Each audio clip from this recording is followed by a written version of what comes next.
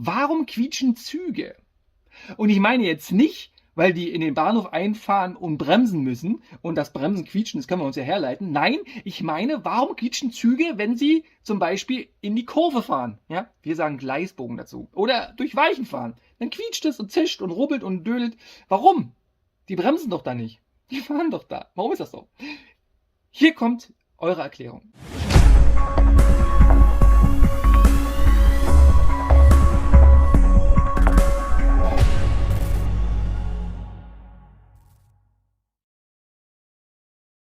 Wir haben bei der Bahn ein bisschen anderen Aufbau von unseren Rädern. Das ist nicht so wie beim Auto, sondern wir haben rechts ein Rad, links ein Rad und dazwischen eine starre Achse.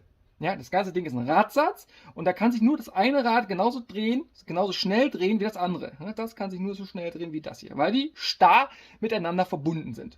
Haben wir? Gut, jetzt stellt euch mal eine Kurve vor. Und bei der Kurve ist es so, dass ein Strang von der Kurve, der hier, länger ist als der hier, wenn man ihn ablaufen würde, wenn man ihn abrollen würde, ne? Weil das ist ja halt auch ein weiterer Weg, geht ja außen lang. So, und jetzt überlegt mal, was passiert wohl mit einem Rad, was einen längeren Weg zurücklegen muss, als ein Rad, was einen kürzeren Weg zurücklegen muss, ne?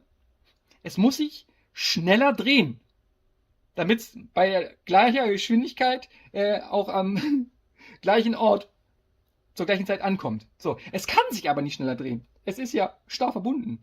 Und deswegen fängt das an zu rubbeln und zu quietschen. Ne? Es dreht sich quasi gegenüber der Schiene ein bisschen langsamer. Es dreht sich ungefähr so schnell wie das Rad, was hier innen lang fährt. Oder anders, ne, bei der Gewichtsverteilung weiß es man nicht, wenn das Rad, was außen lang rollt, ja, wenn das die Geschwindigkeit annimmt von der unteren Schiene, dann fängt das Rad an zu rubbeln. Ja? Oder beide sind ungefähr gleich doll belastet, dann rubbeln beide ein bisschen.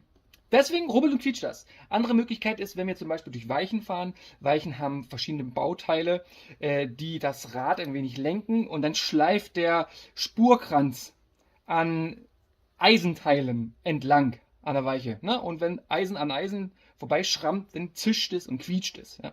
Das hört man bei Weichen mal ganz gut. Ich kann euch ja mal diesen Spurkranz zeigen. Kommt mal mit. Hier ist dieser Spurkranz. Ja?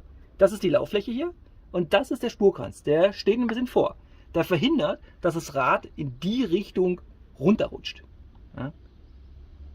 Und der kann auch quietschende Geräusche von sich geben, wenn er hier entlang schrammt. Ja?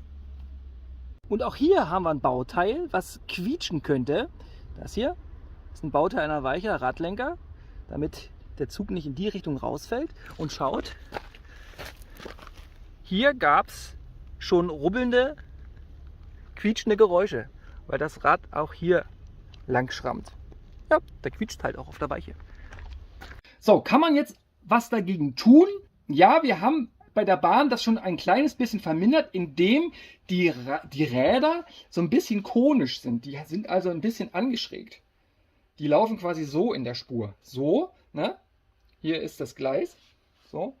Und die laufen ein bisschen schräg. Also nicht platt drauf, sondern ein bisschen schräg. So, warum? Naja, also erstens, was geht hier? Erstens zentriert sich somit der Zug immer ein bisschen in der Gleismitte. Ne? Und zweitens, wenn wir in die Kurve fahren, dann steigt der Zug ein bisschen auf. Und zwar immer in die Richtung, ja, wo es hingedrückt wird, ja, Fliehkraft. Ne? Und wenn er aufsteigt, dann rollt das Rad auf einer Oberfläche, die vom Umfang her ein bisschen größer ist, vom Durchmesser, ne? Weil das Rad halt nach innen hin ein bisschen größer wird vom Umfang. So, und das andere, das zieht ja nach, das hier, ne? Und das wird dann an der Stelle ein bisschen dünner. Es läuft also auf einem kleineren Umfang. So, haben wir hier einen großen Umfang, hier einen kleinen Umfang und somit gleicht sich ein bisschen aus, weil der große Umfang, der kann oder der braucht sich nicht schneller drehen, um mehr Strecke zurückzulegen, weil der Umfang ja größer ist.